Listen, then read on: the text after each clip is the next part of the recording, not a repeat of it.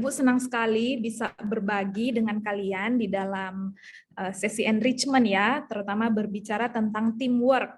Ya, seperti yang tadi sudah di-sharingkan ya oleh Agatha bahwa teamwork ini punya tujuan yang sangat baik ya, apalagi kita sebagai mahasiswa pasti sangat relate ya, banyak sekali kerja sama tim yang sering dilakukan di dalam perkuliahan.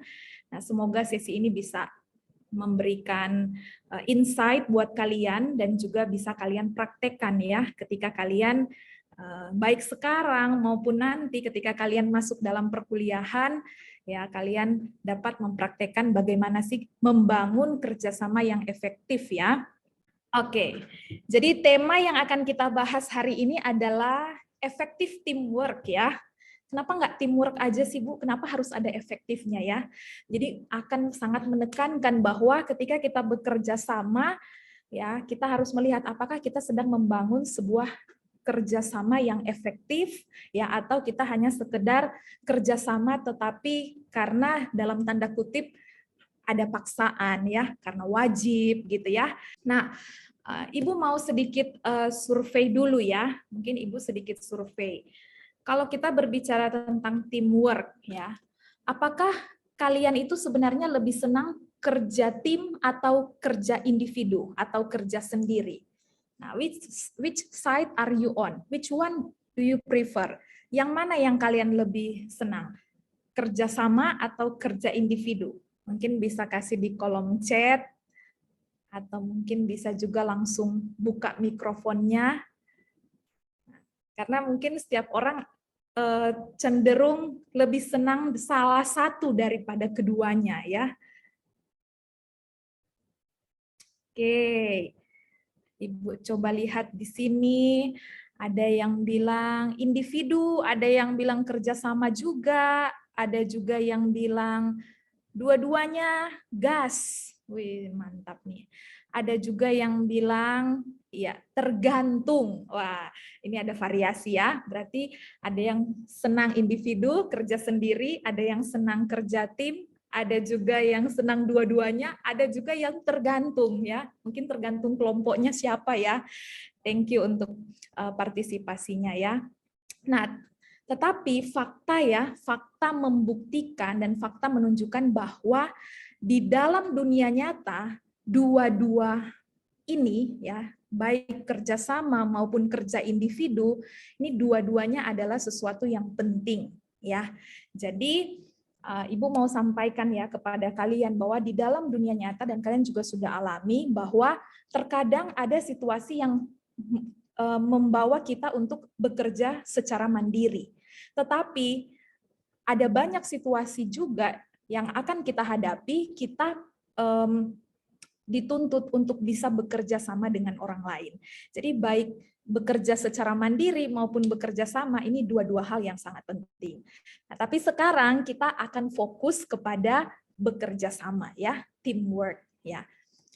Oke.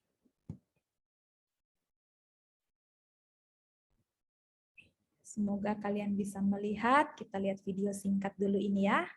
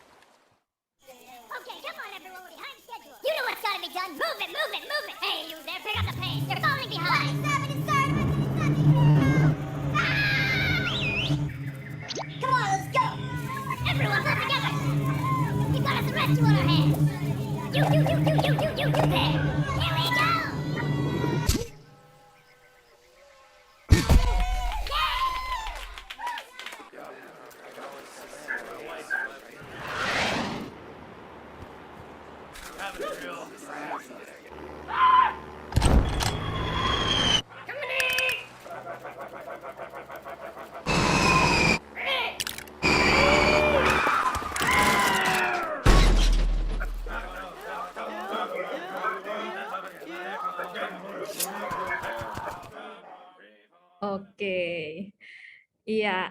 Nah, jadi dari video tadi ya, Mungkin boleh Ibu minta respon ya dari kalian. Nah, boleh Patricia? Nah, Ibu minta respon. Apa yang kamu dapatkan ketika melihat video barusan? Oke, Ibu. Tadi sebenarnya videonya rada nge-lag gitu ya, Ibu. Tapi dari suaranya sih kedengaran gitu. Jadi eh, apa ya yang saya dapatkan itu, dengan bekerja sama itu bisa melindungi salah satu anggota dari kita, atau kayak dengan bekerja sama itu kita bisa sama-sama lebih kuat untuk melawan yang lebih besar gitu. Oke, nice. Thank you Patricia. Mungkin satu lagi boleh Diva. Baik Bu, kalau dari saya tadi ngelihatnya lebih ke bagaimana persatuan itu atau kerjasama itu bisa menjadi suatu kekuatan ataupun power yang besar gitu. Dan aku juga ngelihat bahwa komunikasi itu penting kalau kita ada dalam komunitas gitu. Kalau kita lihat di setiap video tadi pasti ada dia adegannya teriak gitu. Misalnya semutnya teriak ataupun kepitingnya teriak gitu. Ibaratnya kode buat ngumpul. Jadi ya itu sih, persatuan itu penting dalam komunitas. Kalau ada komunikasi juga sih. Itu sih Bu. Oke, nice. Kasih reaction ya. Thank you Diva, thank you Patricia. Benar sekali ya bahwa ternyata akan ada situasi yang memang akan membawa kita untuk bisa bekerja sama, dan ketika kita bisa bekerja sama itu kita bisa mencapai tujuan yang lebih besar, atau kita bisa tadi seperti yang Diva katakan, bisa menghadapi sesuatu yang besar yang datang ya, sesuatu yang besar yang menimpa kita bisa mengatasi permasalahan yang ada. Nah, Michael Jordan seorang pebasket ya internasional, yang mungkin kalian ada yang kagum dengan Michael Jordan. Michael Jordan katakan seperti ini, talent wins games, but teamwork and intelligence win championships. Ya, jadi ketika kita punya talenta, ya kita bisa memenangkan pertandingan.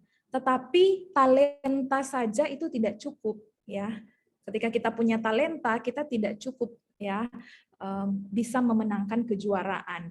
Ketika kita mau mencapai sesuatu yang lebih besar, ternyata kita membutuhkan kerjasama, ya, kerjasama dan juga kecerdasan. Nah, kalau kalian lihat ya, Michael Jordan ini memenangkan kejuaraan itu selama 6 kali. Dan kalau kalian lihat kejuaraan itu berarti sudah melalui berbagai pertandingan yang banyak ya. Jadi sudah masuk di dalam pertandingan-pertandingan yang banyak, dan kemudian mungkin memenangkan ya lawan-lawan yang sulit ya yang mereka mungkin hadapi. Dan ternyata seorang Michael Jordan berkata, mereka bisa memenangkan kejuaraan yang besar itu ketika ada teamwork di dalamnya. Nah, jadi betapa penting teamwork ini untuk mencapai sebuah tujuan yang besar ya di dalam konteks masing-masing kita. Nah, lebih dalam daripada itu, mungkin Ibu mau ingatkan juga ya, kalian pasti sudah banyak pelajari juga bahwa memang kita sebagai manusia ya, kita memang diciptakan oleh Tuhan untuk bisa berelasi ya, berelasi dengan Tuhan dan juga berelasi dengan sesama. Nah, oleh karena itu, kenapa teamwork ini menjadi sesuatu yang esensi? Karena memang tujuan Tuhan menciptakan kita adalah supaya kita bisa berelasi dengan teman-teman kita, berelasi dengan orang lain. Nah, jadi kita perlu ingat ya, ketika kita bekerja sama di dalam tim, itu berarti kita sedang menjalankan kehendak Tuhan. Kita sedang menjalankan tujuan daripada Tuhan sudah menciptakan kita. Nah, jadi kalau kalian tidak bekerja sama di dalam tim, berarti kalian tidak menjalankan apa yang Tuhan inginkan, apa yang Tuhan kehendaki. Nah, ini prinsip yang harus kita ingat ya, supaya ketika kita ada di dalam tim, ya kita bisa berelasi dan bekerja sama dengan baik ya dengan teman-teman kita, karena memang Tuhan menginginkan kita untuk melakukan hal tersebut. Dengan kita berelasi itu kita sedang memuliakan Tuhan. Nah, ini suatu hal yang sangat indah ya. Nah, tapi realita membuktikan ya Van Brummelen bilang dalam dunia yang sudah jatuh dalam dosa memang tidak ada relasi yang sempurna ya. Relasi kita dengan Tuhan, relasi kita dengan sesama itu kadang-kadang ada renggangnya ya, ada sedikit apa ya istilahnya kalau dibilang ada mungkin ketidakcocokan ya di dalamnya.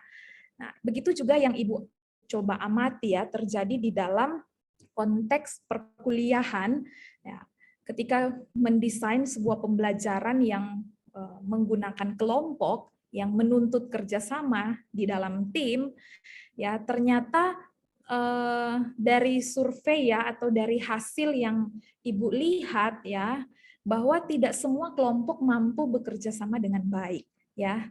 Makanya tadi ada yang bilang bekerja sama itu susah ya. Ya, berdasarkan gambar yang kalian lihat ini ya, ini cuma fun ya, fun picture. Ya, kalau kita lihat teori ya, teori behind group project itu kayaknya semuanya harus gandeng tangan ya, semuanya harus sama-sama saling menyemangati, semuanya saling mendukung.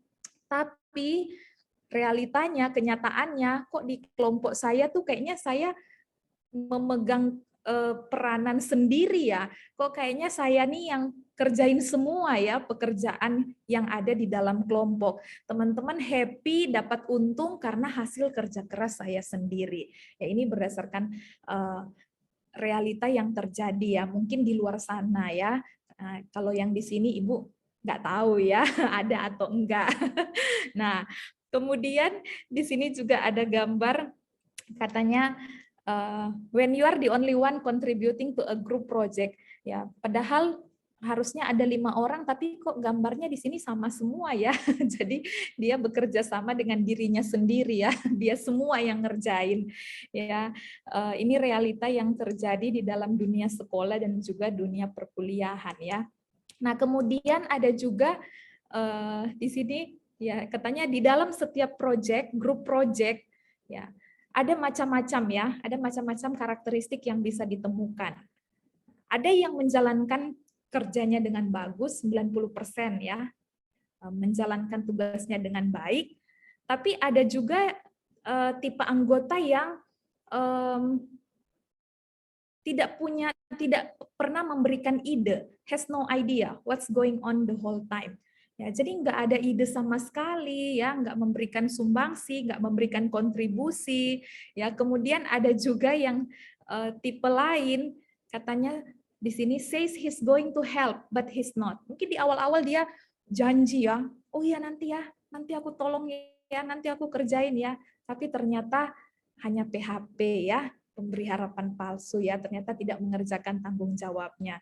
Tapi ada juga tipe yang lain katanya, nah ini mungkin yang agak parah ya, disappear at the very beginning. Ya, belum juga mulai udah disappear gitu ya, udah nggak menunjukkan tanda-tandanya ya, sampai kelompok itu selesai ya tugasnya, ternyata ada anggota yang tidak pernah menunjukkan tanda-tanda kehidupan begitu ya.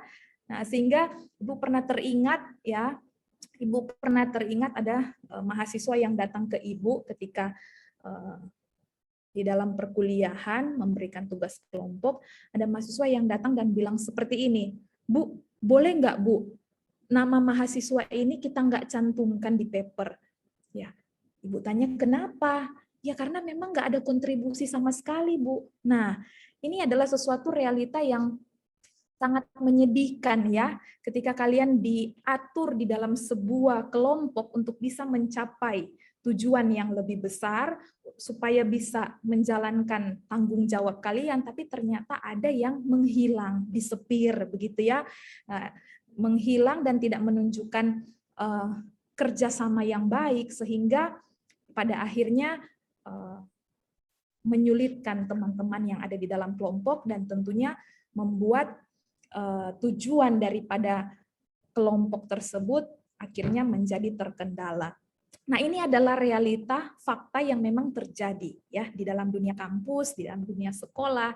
Nah, sehingga oleh karena realita inilah, maka kita sebagai mahasiswa dan kita sebagai calon guru, kita perlu sadar nih bahwa kita harus berubah ya. Kita harus berubah dan kita harus melihat nih apa sih yang sebenarnya salah ketika kita ada di dalam sebuah tim dan kita kurang menjalankan tanggung jawab dengan baik, kita kurang inisiatif, kita kurang berkontribusi, sehingga bisa membuat tujuan tidak tercapai. Nah, boleh Ibu minta survei, boleh kalian masuk ke www.menti.com, kemudian kalian isi kode 99837966. Silahkan kalian isi sebenarnya apa yang menjadi kendala atau kesulitan di dalam diri dari setiap kalian ketika kalian diminta untuk bekerja bersama-sama di dalam tim.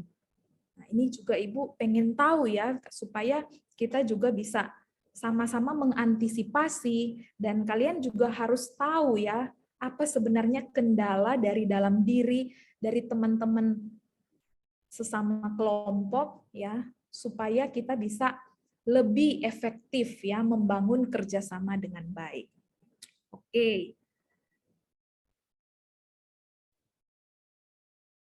Apakah bisa diakses websitenya?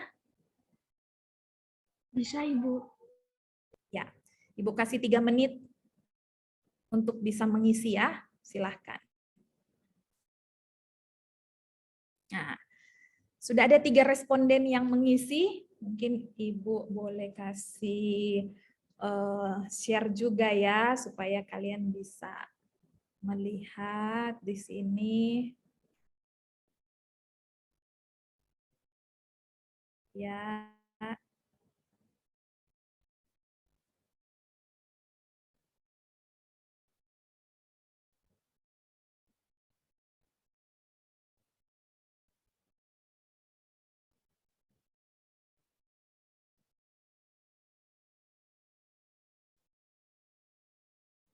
Nah, di sini sudah terlihat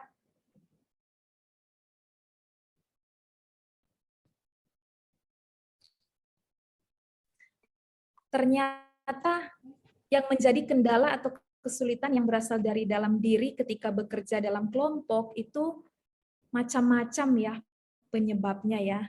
Ada yang gengsi, ada yang takut, ada yang malas. Tapi ada juga yang tidak paham dengan materinya apa. Kemudian ada juga yang berpendapat tidak bisa bekerja sama karena terlalu dominan. Ada yang kurang percaya diri.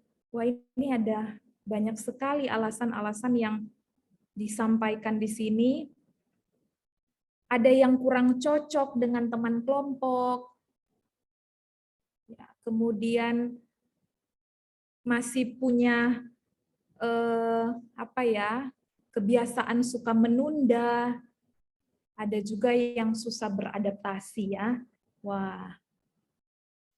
Ya, silakan bisa mengisi. Sudah ada 54 responden, berarti sudah setengah yang mengisi. Yang lain boleh isi juga ya, apa yang menjadi kendala kalian.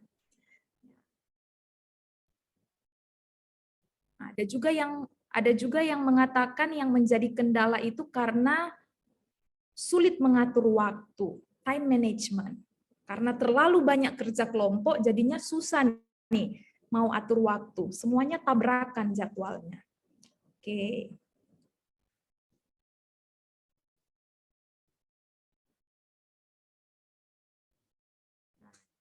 Nah, dari kendala-kendala yang diberikan tadi, berarti kita udah tahu ya, wah ternyata dalam setiap diri kita itu kita sebenarnya berjuang ya untuk bisa bekerja sama di dalam tim ya. Nah, oleh karena itu di sini Ibu mau kasih ya beberapa tips ya yang menjadi indikator supaya kita bisa membangun kerjasama yang efektif. Ya, kalau kita mau mengukur kira-kira di dalam kelompok kita ini kita sudah menjalankan kerjasama yang efektif. Nah, berikut ini adalah elemen-elemen atau indikator-indikator yang bisa kita sama-sama saling diskusikan di dalam kelompok supaya kita bisa membangun kerjasama yang efektif. Nah, apakah slide-nya bisa kelihatan? Sudah kelihatan lagi? Sudah, Ibu. Baik. Oke, yang pertama. Nah, di dalam kerjasama yang efektif, yang pertama adalah harus ada open communication. Harus ada komunikasi yang terbuka. Ya. Jadi setiap anggota harus bisa didorong supaya dapat menyampaikan pikiran, perasaan, atau pendapat without any fear of repercussions, ya, tanpa rasa takut yang berlebihan, rasa takut yang atau reaksi-reaksi rasa takut akibat reaksi daripada teman-teman. Ya, jadi open communication, komunikasi yang terbuka itu membawa setiap anggota itu bisa menyampaikan apa yang menjadi perasaan dan pikirannya itu tanpa rasa takut, ya, takut di judgment gitu ya, nanti dibilang ideku nanti kurang bagus atau nanti teman-teman nggak suka dengan pendapat saya. Nah, jadi setiap anggota harus bisa mendorong teman-teman lain, bahkan leader di dalam kelompok harus bisa mendorong seluruh anggota untuk bisa menyampaikan apa yang menjadi pikiran, perasaan, ya, sehingga bisa tercipta komunikasi yang terbuka. Bahkan kendala-kendala yang barusan kalian tuliskan di dalam survei tadi, itu kalian juga bisa sampaikan. Ya, misalnya, guys, sebenarnya takut nih ya untuk ngasih pendapat, tapi gue coba dulu ya. Ya, gue coba kasih deh ide gue. Mungkin ide gue nih nggak tahu ya apa bisa berkenan atau enggak, tapi gue coba dulu ya. Nah, perasaan atau percakapan seperti itu harus berani diungkapkan. Dan setiap anggota kelompok itu harus terbuka untuk menerimanya. Justru ketika ada pengakuan seperti itu, teman-teman bisa saling support. Nah, communication in teamwork itu sebenarnya berbicara tentang bagaimana kita membangun trust and respect. Nah, ketika kita mau membangun kepercayaan dan rasa saling menghargai, ya, maka kita bisa berkomunikasi dengan baik, ya. Dan ternyata ini tidak terjadi dengan sendirinya. It doesn't happen naturally. Tapi ini tuh dibangun bersama-sama, ya, build together. Ya, jadi jangan pernah kita berharap, ya, kita berharap sebagai anggota nanti aja lah ketua kelompok yang membangun sendiri, gitu ya, ketua kelompok aja lah yang membangun kerjasama yang efektif. Anggota kita pasif aja, kita nunggu aja perintah. Ini nggak bisa, ya. Baik leader maupun anggota harus sama-sama bekerja sama membangun, ya, membangun trust, membangun respect, ya, saling mendukung supaya bisa ada komunikasi yang terbuka. Nah, jadi di dalam elemen pertama ini, yuk kita sama-sama belajar untuk kita menyampaikan pikiran, perasaan itu dengan terbuka, ya, dengan tenang, dengan lancar, dengan jelas. Apa yang kita sampaikan, apa yang kita pikirkan itu kita bisa utarakan di dalam kelompok. Ya, menurut saya seperti ini. Tapi kalau teman-teman dalam kelompok mungkin tidak terima, ya nggak apa-apa. Tetapi menurut saya baiknya seperti ini. Sampaikan dengan sopan, sampaikan dengan jelas, sampaikan dengan lancar, begitu ya. Sehingga ada komunikasi yang terbuka dan baik, begitu ya. Nah, yang kedua, kelompok yang kerjasama yang efektif di dalam kelompok itu harus memiliki arah yang jelas dan tujuan, clear direction and goals. Ya, jadi kalau misalnya kita nggak punya tujuan yang jelas, nanti anggotanya bingung. Ini sebenarnya kita mau ngapain sih? Kumpul-kumpul doang, tapi ternyata cuma gibah gitu ya isinya. Nggak ada kerjain tugas gitu kan, nggak punya arah yang jelas, nggak punya tujuan yang jelas. Ketika diberikan tugas oleh dosen, leader bersama-sama dengan anggota harus segera menentukan tujuan kita apa, ya, kita harus capai target seperti apa, ya. Misalnya mau buat tugas presentasi, berarti kita harus bikin PPT-nya, kita harus simulasi presentasi misalnya, begitu ya. Kita harus tahu nih target kita apa, tujuan kita apa, ya, di dalam bekerja kelompok. Tetapi target dan tujuan tidak cukup, ya. Yang kedua adalah setiap anggota harus tahu prosedur. Ya, harus tahu arah atau prosedur yang jelas. Ya, jadi misalnya harus diatur, ya, kapan kita ketemuan, ya, di mana kita ketemunya. Kalau misalnya saya menemukan kesulitan, kira-kira siapa yang saya hubungi, kira-kira siapa yang bantu. Nah, ada prosedur-prosedur. Kalau misalnya saya nggak kumpulkan tepat waktu, apa yang harus saya lakukan, itu harus dibicarakan di dalam tim. Jadi sebelum melakukan kerja kelompok, tim harus sepakat dulu nih, ngomong dulu lah, istilahnya di awal tuh harus jelas nih, ya kita kelompok punya target ini, ya kita punya job desk demikian, nah kita harus sama-sama melakukannya. Ada prosedur. Kalau misalnya tidak menjalankan prosedur, berarti ya kita harus saling support satu dengan yang lain. Jadi setiap member, ya setiap anggota itu punya tanggung jawab di dalam mencapai tujuan. Oke, ya, itu yang kedua. Yang ketiga, kerja kelompok yang efektif itu ternyata harus memiliki delegasi tugas, task delegation. Ya, kalau misalnya tidak ada pembagian tugas, itu akan menjadi tidak efektif kerja kelompoknya. Kerjasamanya itu tidak akan menjadi efektif. Nah, oleh karena itu memang di dalam setiap kelompok baiknya kalian itu menentukan siapa jadi ketua. Ya, harus ada tim leader. Dan tim leader ini bertanggung jawab untuk assign, untuk membagi tugasnya, ya. Yang A dapat apa, yang B dapat apa, yang C dapat apa, sehingga kita bisa bertanggung jawab dengan tugas yang diberikan. Dan poin yang kedua yang Ibu catat, ini bukan hanya sekedar leader memberikan perintah, ya, tetapi ada proses diskusi dan ada kesepakatan. Ya, ketika diberikan delegasi, tapi misalnya ada salah satu anggota yang mungkin merasa tidak sanggup, boleh nggak saya ganti bagiannya, saya pilih yang bagian lain. Tentu boleh-boleh saja. Selama itu dikomunikasikan, maka akan mencapai sebuah sebuah kesepakatan yang memang baik untuk semua anggota kelompok, ya. Oh iya, kita tukar. Mungkin ada yang mengalami kesulitan, ya kita bisa saling membantu. Saya nggak bisa nih sendiri, boleh nggak kalau tugas ini saya bikinnya berdua? Boleh, ya. Selama itu ada diskusi yang terjadi di dalam kelompok ketika ada delegasi tugas. Nah, ingat ya, jadi delegasi tugas bukan hanya sekedar kamu kerja ini ya, ketua kelompoknya bilang pokoknya kamu A harus kerjain ini, B harus kerjain ini. Ya, gua nggak mau tahu, pokoknya harus jadi. Nah, nggak boleh seperti itu ya, tapi harus ada proses diskusi.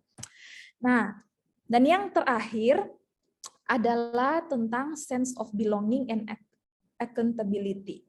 Ya, sense of belonging itu sangat diperlukan, ya, karena kalau di dalam kelompok kita merasa tidak dimiliki, ya, maka kita akan anggot-anggotan. Ya, anggot-anggotan tuh apa ya? Kita akan ya kayak suam-suam kuku, ya, kayak nggak mau gitu ya terlalu berkontribusi karena merasa mungkin ditolak, merasa tidak dimiliki oleh grup. Nah, jadi sebagai anggota kita harus welcome each other. Ya harus terima ya, nggak boleh gengsi, ya nggak boleh pilih-pilih kelompok ya. Tadi dalam survei yang pertama ada yang masih nulis tergantung ya, tergantung kelompok. Percayalah bahwa ketika kalian sudah di-assign di dalam sebuah grup, itu tidak kebetulan. Berarti itu kalian diarahkan untuk saling belajar ya bersama dengan anggota yang ada di dalam kelompok itu. Jadi nggak bisa ada yang bilang saya nggak mau Bu sama orang itu, saya nggak mau sama teman yang itu, gitu ya. Nah itu semua ya bagaimana kelompok itu bisa menjalankan tugasnya, bagaimana kita bisa menjalankan apa yang kita sama-sama lakukan di dalam kelompok itu semua tergantung masing-masing kita. Jadi kita harus welcome each other, kita harus saling menolong, ya kita harus saling support, dan kita juga di dalam kelompok supaya menumbuhkan rasa sense of belonging, kita juga harus menikmati, enjoy and be creative. Ya ada kelompok yang Ibu temukan tuh sangat enjoy ya, sangat sukacita, ceria ya, bahkan sampai foto-foto, tiap kali kerja kelompok foto, selesai kerja kelompok foto, habis menyerahkan proyek juga foto gitu ya. Ya, setiap kelompok bisa kreatif dengan caranya masing-masing supaya benar-benar sense of belonging and accountability ini tuh dirasakan. Nah, jadi ingat ya, bahwa kalau kita mau membangun kerjasama yang efektif, maka kita perlu melakukan hal-hal yang sudah dijelaskan ini. Nah, jadi ini Ibu dapat sebuah gambar. Ibu dapat sebuah gambar, ya. Memang bekerja kelompok itu memang susah ya, karena kita yang biasanya tuh mau dilayani, kita yang mau semuanya tuh terpusat pada diri kita sendiri. Nah, kita harus mengganti nih dari me menjadi we ya. Nih kalau kita gunting nih kata huruf M nih, kita balikan. Nah, dari me berubah menjadi we ya. Artinya berarti ego kita itu harus ditekan ya. Kita harus benar-benar menekan individualisme di dalam diri kita ya, supaya bisa tercipta sebuah kerjasama yang baik. Dan ketika kita bekerja sama, ketika kita sudah menekan ego atau rasa individualisme kita, ya disitulah kita bisa berelasi dengan baik. Dan pasti Tuhan akan dimuliakan ya ketika kita bisa berelasi dengan orang lain. Oke. Nah, berikutnya ini ada beberapa skills yang bisa kita latih ya, atau yang bisa kita dapatkan kalau kita bekerja sama dengan baik. Jadi survei membuktikan bahkan kalau kalian lihat ya, sekarang di revolusi industri ya 4.0, salah satu prinsip yang ditekankan itu adalah kolaborasi ya. Collaboration and communication. Nah, itu membuktikan bahwa dunia ini memang tidak bisa berjalan kalau tidak ada kerjasama, tidak ada kolaborasi, dan tidak ada komunikasi. Nah, jadi ada banyak manfaat yang kita bisa dapatkan ketika kita bekerja sama. Nah, jadi kalian harus lihat nih, kalau saya bisa bekerja sama dengan orang lain, itu dapat membantu diri saya untuk semakin berkembang, ya. Jadi bukan malah bikin repot, malah capek-capekin ya, enggak ya, tetapi ada banyak manfaat yang bisa dikembangkan ya, ada banyak skill yang bisa dilatih dan dikembangkan. Nah, yang pertama adalah skill komunikasi. Oke, ini Ibu cepat saja karena waktu yang diberikan 45 menit ya Mareti ya. Benar ya? Ya, Bu. Ya, nanti kasih tahu ke Ibu ya kalau misalnya waktunya sudah selesai ya. Nah, ternyata dengan kita bekerja sama itu dapat melatih kemampuan kita berkomunikasi. Ya, menjadi guru, communication skill adalah salah satu hal yang penting untuk seorang guru miliki. Ya, seorang guru dia menguasai metode dengan baik, ya, dia menguasai konten dengan baik. Tapi kalau misalnya skill komunikasinya kurang, maka apa yang dikuasai itu tidak bisa disampaikan kepada siswa-siswa. Itu tidak bisa tersampaikan dengan baik. Ya, oleh karena itu communication skill ini bisa dilatih dan dikembangkan melalui kerjasama, melalui kerja kelompok. Ya, yang kedua kita juga bisa mengembangkan planning and organizing skills. Ya, di sini dikatakan bahwa good planning and organization itu bisa membuat less stress. Ya, kita bisa mengurangi tingkat stres kita. Ya, Ibu nggak tahu nih, belum pernah sih kita bikin penelitian mengetes atau menilai stresnya mahasiswa TISI ini sebenarnya berapa persen ya. Kita belum pernah ada penelitian, mungkin bisa dicoba ya nanti ya. Tapi kalau kita bisa planning and organizing dengan baik, itu bisa mengurangi stres kita. Karena kita bisa tahu ya kapan kita harus kerjakan apa, ya due date-nya apa, ya semuanya lebih rapi. Ada orang-orang yang bilang saya nggak mau Bu, saya orangnya bukan orang yang terstruktur, orangnya tuh seperti air mengalir. Nah, ternyata itu berdasarkan penelitian ketika kita melihat kita mengamati ya struktur pemikiran manusia, sebenarnya otak kita itu akan bekerja dengan lebih baik kalau kita itu punya perencanaan yang matang. Kita tuh punya kemampuan planning and organizing yang baik. Nah, itu otak kita bisa dengan lebih mudah menjalankan sesuatu daripada kita tidak punya plan apa-apa. Nah, itu memang desain yang Tuhan ciptakan ya, bahwa manusia itu memang harus bisa merencanakan dan mengorganizing sesuatu. Nah, kemudian Nah, yang ketiga ternyata melalui kerjasama, ya, hal yang dibutuhkan sekaligus dapat dilatih itu adalah problem solving skills. Nah, kalau kalian mau meningkatkan kemampuan berpikir kritis, ya, kalian harus masuk ke dalam tim dan melatih itu di dalam tim. Karena di dalam tim biasanya banyak ditemukan problem, banyak ditemukan masalah, banyak konflik di dalamnya yang membutuhkan solusi, ya. Maka di situ kita akan ada analisa, kita akan sama-sama komunikasi, kita ada riset, sampai pada akhirnya mengambil keputusan. Baik itu secara konten maupun secara interaksi di dalam tim. Nah, jadi problem solving skills ini juga akan sangat dilatih ketika kita bekerja di dalam tim. Ya, kemudian ada collaboration skills, ya. Di dalam kolaborasi tentu ada trust, ada support, ya, ada inspiration. Nah, disinilah kita bisa merasakan bahwa kita itu sebenarnya dibutuhkan oleh orang lain. Kalau nggak ada sumbangsi kita, kelompok itu tidak akan berjalan dengan baik. Tugas itu nggak akan selesai kalau kita tidak memberikan sumbangsi. Nah, ini yang membuat kita bisa melatih skill kolaborasi. Oke. Nah, kemudian, ini juga yang nggak kalah penting, ternyata di dalam kerjasama yang efektif, itu skill yang bisa dilatih itu adalah conflict management, ya, manajemen konflik. Jadi, oleh karena ada skill ini, kita bisa melihat bahwa ternyata di dalam kelompok itu, ya, kelompok yang efektif bukan berarti kelompok yang bebas dari konflik, ya. Nah, ini perlu diingat, ya.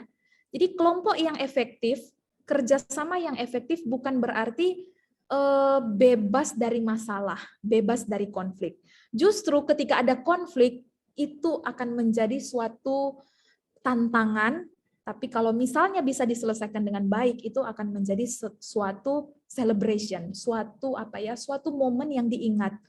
Dulu kita berselisih paham, ya, dulu kita nggak sama-sama saling nggak suka di dalam grup, tapi gara-gara ada diskusi yang baik, ada komunikasi yang baik, kita bisa kolaborasi dan akhirnya tugas kita bisa selesai dengan baik. Wah, itu suatu hal yang sangat indah. Ketika ada rekonsiliasi di dalam grup, wah, itu suatu hal yang sangat indah, ya, dan pasti ini memuliakan Tuhan, ya, ketika kita bisa manajemen konflik dengan baik, ya. Jadi mengutip John Maxwell, ya, John Maxwell mengatakan bahwa teamwork makes the dream work. Ya, jadi kerjasama itu dapat membuat, ya, mimpi kita, impian kita, harapan kita itu bisa menjadi kenyataan, ya. Kalau kita punya mimpi yang besar, kita punya harapan yang besar, maka kita harus bekerja sama untuk mewujudkannya, ya.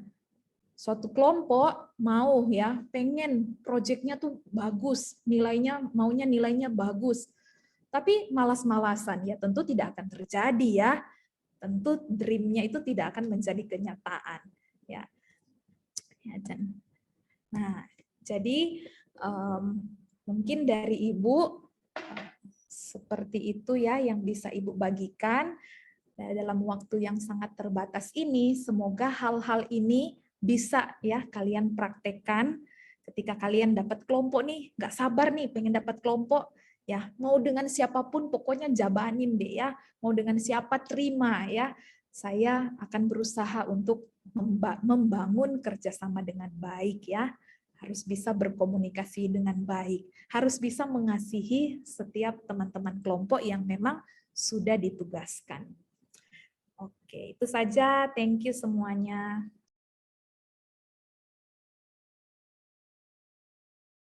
Pertanyaan pertama, ya, paling atas.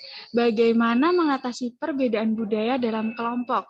Misalnya ada yang sungkan, ada juga yang menyampaikan pendapat dengan sopan, namun teman merasa tidak sopan.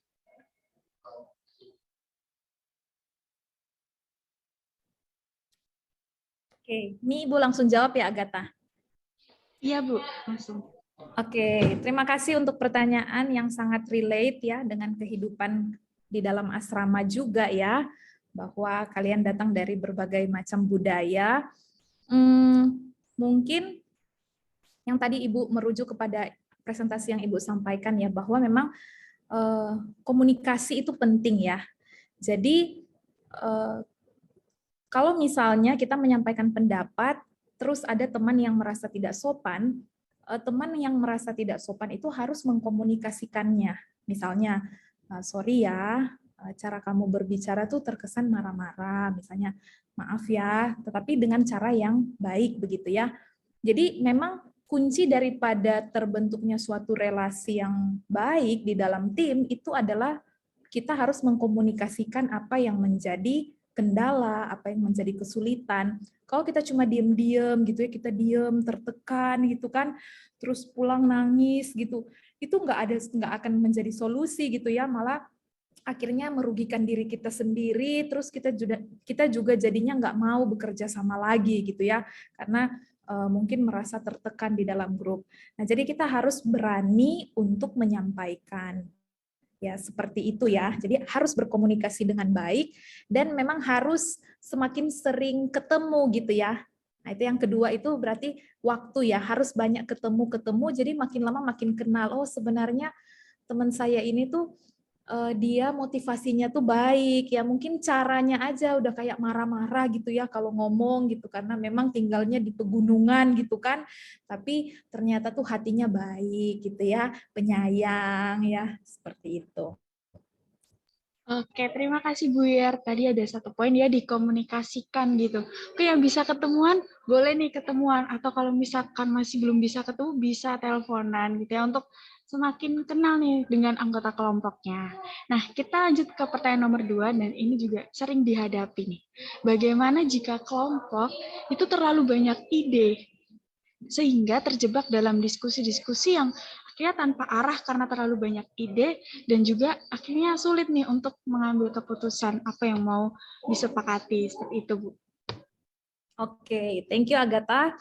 Ya, kelompok yang punya banyak ide di dalamnya itu sebenarnya bagus ya, karena banyak brainstorming yang terjadi dan dengan kita saling mengemukakan ide itu bisa memperkaya wawasan.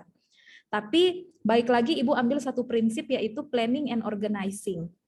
Nah, setiap kelompok harus punya timeline. Setiap kelompok harus punya timeline, misalnya kapan nih. Memang ada waktu mungkin 1 kali 1 hari kita benar-benar hanya fokus brainstorming. Kita semua ide tuh kita keluarkan ya, kita bagi, ya kita diskusikan. Tapi misalnya keesokan harinya kita harus pasang target, kita sudah harus menemukan keputusan. Kita harus mengambil keputusan dari banyak ide yang kita sudah sharingkan, yang mana yang kita mau pakai, yang mana yang kita mau lakukan di dalam kelompok kita. Nah, jadi dengan adanya planning and organizing, itu membantu kita untuk akhirnya tidak terjebak dengan diskusi tanpa arah dan keputusan.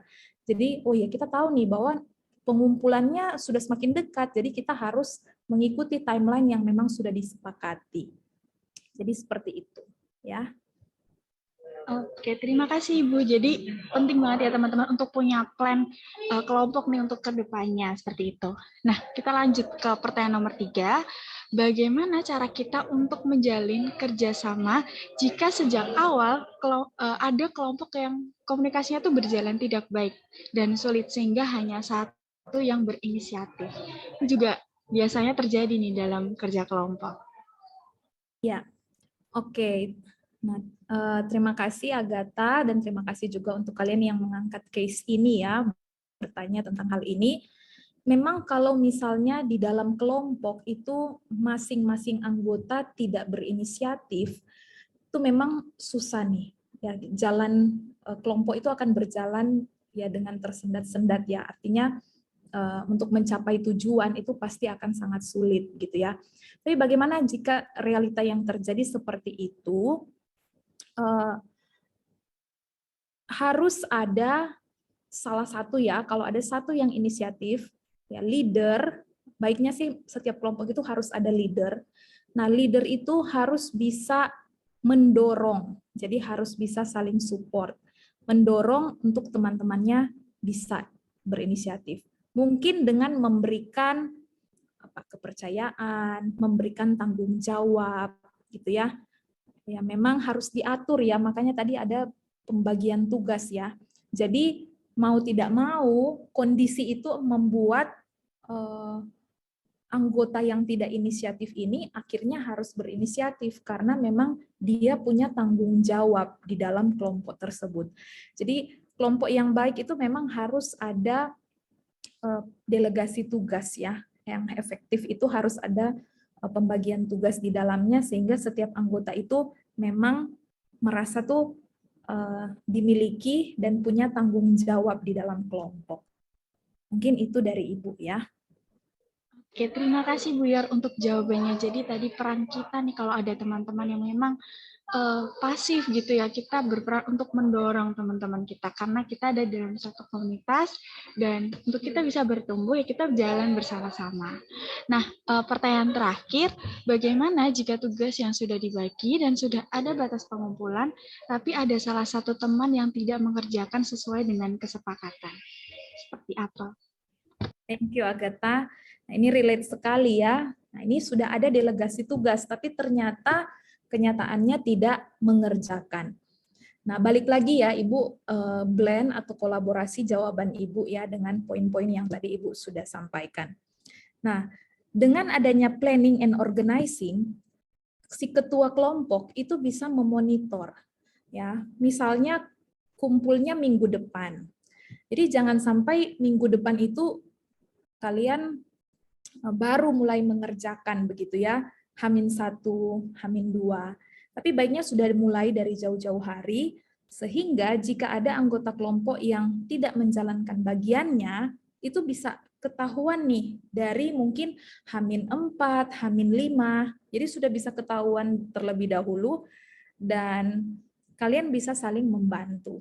Ya, jadi memang kalau misalnya ada anggota yang tidak bertanggung jawab, ya anggota yang lain itu harus peka ya, harus peka, ini kenapa ya teman saya tidak mengerjakan? Apakah memang tugasnya terlalu sulit untuk dikerjakan? Atau memang nggak ngerti? Tadi ada salah satu yang bilang memang nggak paham gitu ya, nggak paham mungkin materinya, terus anggota yang lain nggak peduli. Mereka maunya terima jadi. Nah itu juga nggak bisa. Ya, jadi kita harus sama-sama nih, sekalipun punya tugas masing-masing, tapi kita harus berjalannya beriringan. Nah kita bisa tanyakan, kita bantu. Nah, dan jangan sampai sebelum pengumpulan begitu ya, baru kalian khawatir atau panik begitu, tapi harus sebelum jauh-jauh hari ya sebelum pengumpulan sehingga masih bisa saling membantu dan masih bisa saling berkomunikasi, menanyakan apa yang menjadi kendala, ya, apa yang perlu dibantu. Nah, mungkin seperti itu ya.